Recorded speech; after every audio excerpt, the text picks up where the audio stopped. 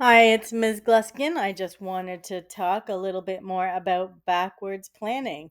So let's start with this idea. What are the problems that can arise if you don't plan backwards? So let's just look at what many students might think is the regular planning process.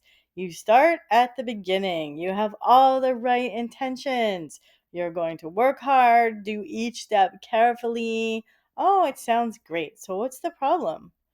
The thing is, you might not know where you're going or how to get there if you just follow one, two, three. Oh, I'm magically finished. You don't know how long it will take to get to the end using the multiple steps. What will the steps be? You might not know. How long will each one take? What if you overshoot the due date? These are some big problems with ordinary planning from the beginning. Instead, what I encourage you to do is to plan backwards or make a backwards roadmap.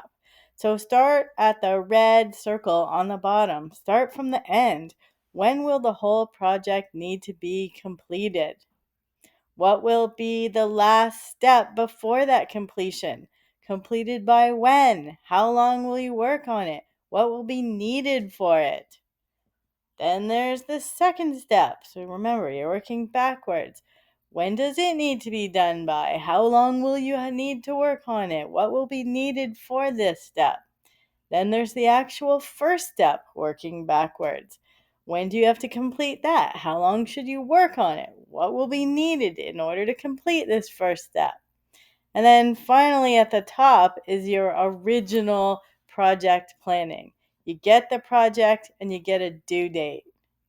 Now it's time to create the plan for getting all the work done, starting from the end. This just allows you to factor in so many different things. So let's look at. We all have the tendency to procrastinate. Do you usually wait until the last minute to start?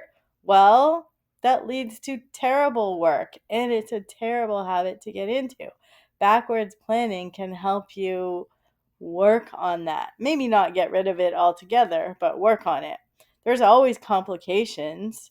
If you work plan from the end, you can build in time to solve problems and ask questions. You also have other work to do. You're in high school now. You have 4 courses in your semester. You have to manage all your other subjects. This takes planning. And of course, building skills for your future. Invest in your skills now. Your future self will thank you for learning how to do this process properly. So finally, I want you to think of turning those arrows around.